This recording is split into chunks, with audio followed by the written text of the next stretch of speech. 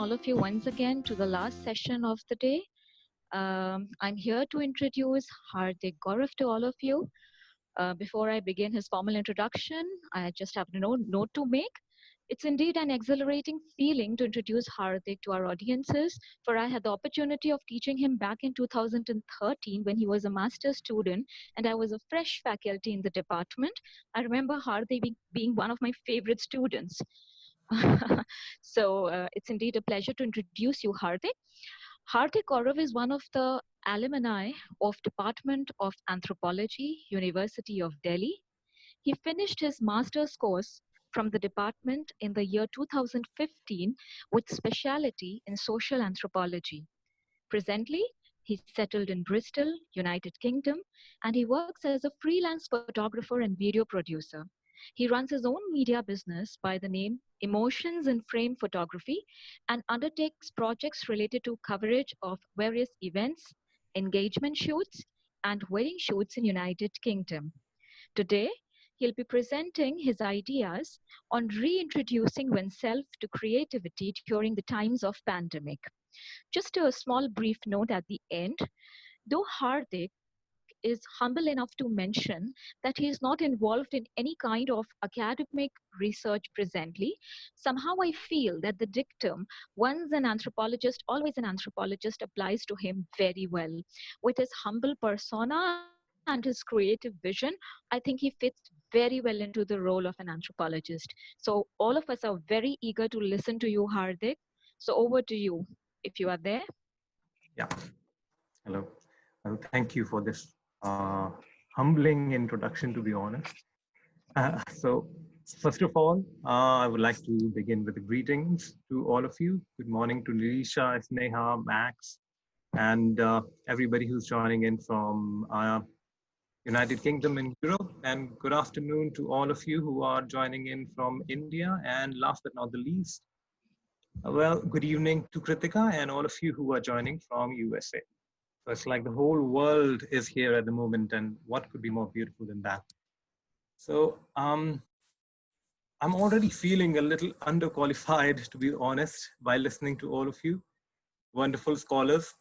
I'm not a scholar at the moment. I'm not an academician at the moment. I'm a freelance photographer. So I would still like to give a little introduction. I'm Hardik. I'm residing in Bristol in United Kingdom at the moment, along with my wife, who is studying in University of Bristol, and she's doing her PhD in sociology. So I would first like to declare that I'm a researcher, but certainly a proud alumnus of the Department of Anthropology. So whatever I'm going to share is through my own experience rather than a result of any kind of findings or research that I have done. And I feel that I've got a little bit of advantage over all the scholars who are present here, because I don't have any kind of, don't have to tap into any kind of points or anything here. I don't really have to worry about what I'm going to be saying in context of any kind of research or academics. So I'm going to be a little unfazed and quite candid with you all for this discussion. So here it begins. So my topic is finding back the lost or forgotten creativity during the lockdown. And this is kind of a personal experience. So as you can see, that's me in the picture, which pretty much sums up my initial time in UK as an introvert, all alone in this foreign country. Now, I want you to bear with me as I take you on a kind of a journey. And this is kind of a journey which is still going on. It hasn't ended yet. But I hope that as I near towards the closure of my discussion, I'm able to stitch the pieces together and I'm able to do a complete justice to the topic that I've chosen. And I'm hoping that this is also going to serve as an allegory to quite a few of you. Maybe or maybe not, but I believe that it will at the end of the discussion. So let's begin with the basic definition of creativity. Now, creativity is the use of imagination or original ideas to create something. In other words, inventiveness. So I arrived in Bristol in late December 2017. Well, leaving behind a life lived in comfort back at home, always have lived with my family and all the known people. A naive photographer having no idea of how life really works. Basically, your typical Indian boy who live with their parents till eternity. And this is my first foreign venture in life. I have never been out of India, and honestly, I had never even planned that I'll be going out in future, but it happened. But indeed, it was a new phase of life, and like a little child, I used to remain excited about everything. It was the curiosity which I was carrying along with me from India, which kept me going to create. I still had the urge to create something new, capture something new, because for me, everything was actually new. And of course, Bristol itself is a beautiful city to be in. To be honest, I would rather be in Bristol than London any day. And as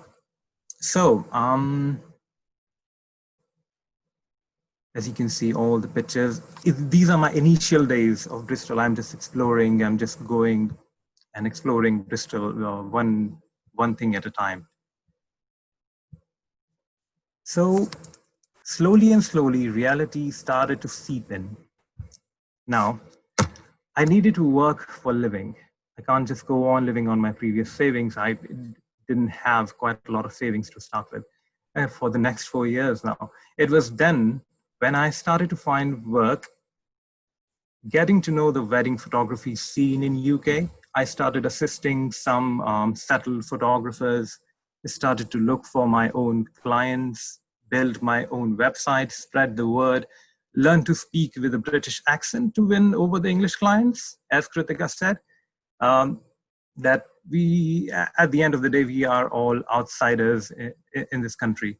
And for us to communicate and get along is in itself a little bit of a task. And me being a photographer and I need work, so it was quite a hard task for me. Topped with that, I am an introvert. So I had to do marketing for my work, which I honestly still suck at. And last but not the least, learn household chores like cooking, cleaning, grocery shopping, which being a male, I was never appropriately taught at home. Yes, because let's face it, being a male in South Asia is kind of a privilege, you know, in a middle class society. You're hardly made to do any kind of work at home, thanks to the age-old foundation of patriarchy on which Indian society stands upon. That's a topic for another day. So all this talked with whatever was going on back in India, the politics of hate, the arguments of left and right and whatnot. Now, I never thought that politics could affect someone like me mentally, but that was actually happening. I went to India recently in January when CAA protest and everything was on rise, and I was able to capture some of the moments, and it was really breathtaking to whatever was going on there. So right now, you just can't afford to be to take a neutral stand in all the issues that are going on back in India. And the more you indulge in it, the more friends and even family members you lose over these debates. That's the kind of divide that we are facing. So that too was taking a toll over me. Shaheen Bagh, I went to Shaheen Bagh and it was beautiful. So all of this is going on. I am doing multiple small jobs to make ends meet till this time, till I am able to set up my own business properly. All of these jobs have been related to photography, but were not particularly creative. I was shooting nightlife or doing a food shoot for different companies. So I used to work very late at night. I think I used to come back home at 2 a.m. covering an event for 1 hour or 2 hours. So, and this was all 2020 BC. Now, BC here is before COVID. So, so 2020 BC. Now, I have set up my own recurring, clientele, and I was getting regular bookings of events and weddings to cover in 2020. Everything was, falling into the right place, and it felt like 2020 is going to be the defining year. And then COVID happened. Now, we will finally enter the present course of this journey. That is 2020 AC. Yes, you guessed it right. It's after COVID. Yeah. So a new reality started seeping in that this is going to stay and it's going to ruin everything. And certainly it did. I had about 5 weddings booked in the month of April, and more events were coming in. Everything understandably got either postponed or got cancelled. So now that the reality was finally settled in my mind, and there was nothing that we can really do, we all need something to keep our minds occupied, or else we might go insane. I, in particular, turned towards reading.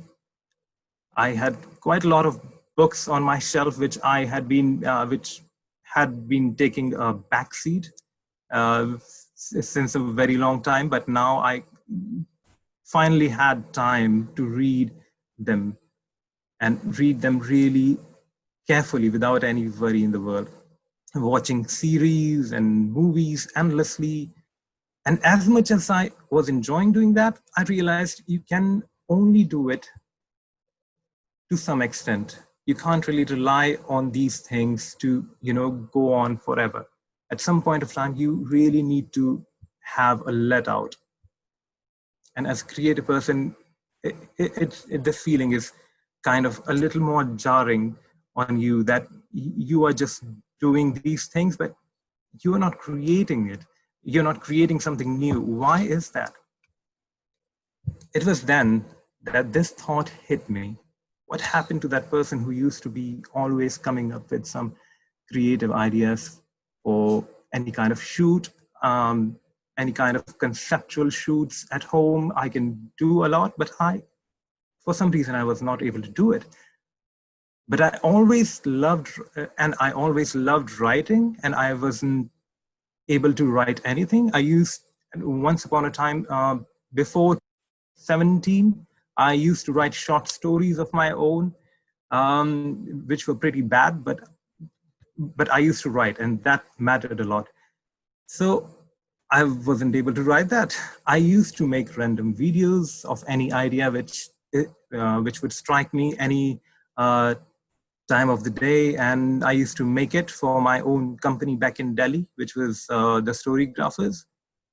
It was all so good, but I was not feeling anything. I was not, I was not able to summon any kind of ideas in my mind. So I started questioning myself, am I the same person whose master's thesis had more pictures than words? And Professor Mitashri might remember, she was my supervisor, that I had not a very thick, but a very thin thesis. And most of them were pictures, and they were speaking more than my words. So am I the same person who created these images? Or I'm a different person altogether? And meanwhile, ironically enough, I was also reading Man's Search for Meaning by Viktor E. Frankl.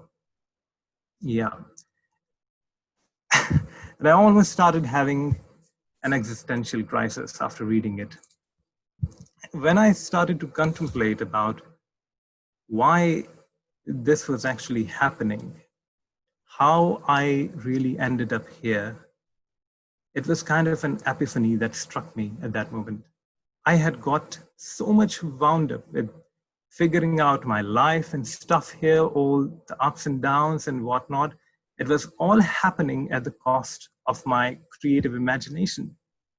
I've never been a person who could multitask or balance between multiple things.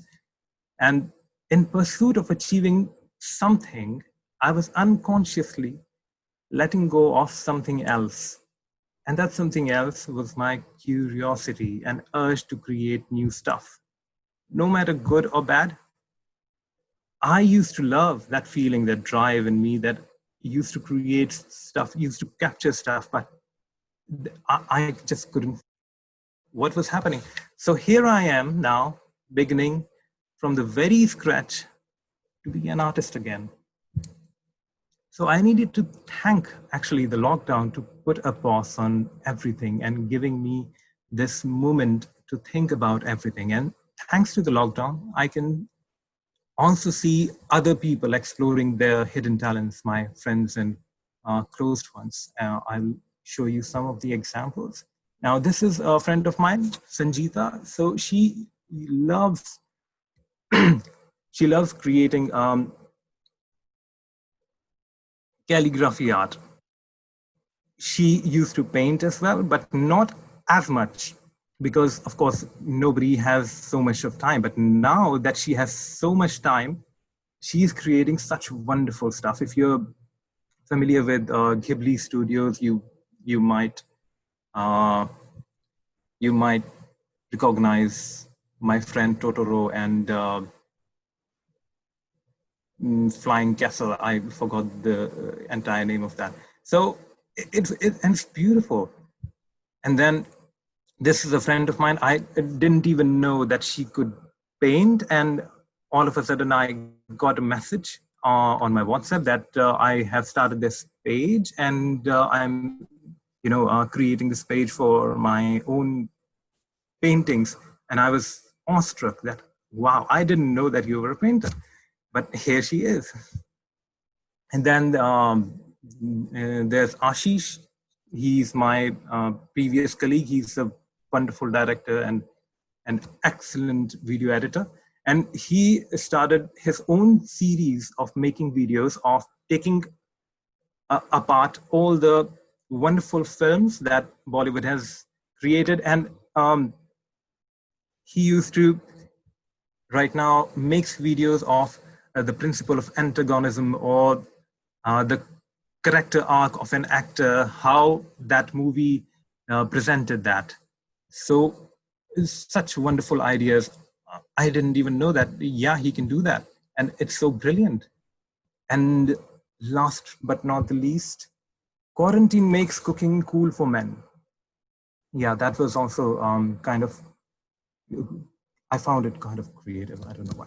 Quarantine makes cooking cool for men. It was an article in Hindustan Times.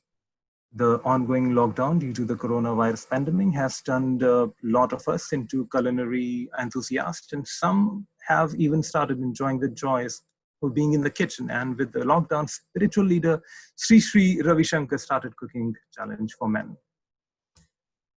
Okay, so it actually took a pandemic to make all the men realize that they are capable enough to contribute to the household chores. That. So inspired now, I also want to get back to creating. And as I was not able to move forward, I figured that it's time to take a step back. Now I started with this pursuit of mine of by combining my old images, the user interfaces with we have in our phones to convey something from the image, just an experiment. And I started enjoying that. Like, as you can see, you might recognize these waveforms as Siri, the virtual assistant. So like, hey, don't let the sunshine fade. And something like this, inner bliss turned on. And something like this, happiness loading, processing emotions. So they might not mean anything to someone else, but for me, they were kind of a stepping back and trying to create something original of my own. And it was actually quite working for me, to be honest. Then I thought of combining some of the most beautiful lines I have come across in the books I've read, with the many stock footage that I have shot and stored in the hard drive. And if you're familiar to my recent Facebook post or Instagram posts, I named it Words Matter Series. So what I do is I combine some of the old footage that I have shot in recent past or in Bristol, and I combine it with a kind of a voiceover that I do of some of the beautiful lines that I have come across in the books that I'm reading these days. Like this one is from Rainer Maria Rilke, Letters to a Young Poet. I'm not sure if I can show you the video because I don't think everybody's bandwidth will be allowing that. So I would skip that part. So now these videos may not make much sense to all, but honestly, I'm having so much fun making them, and slowly it feels that the urge to create is returning back to me.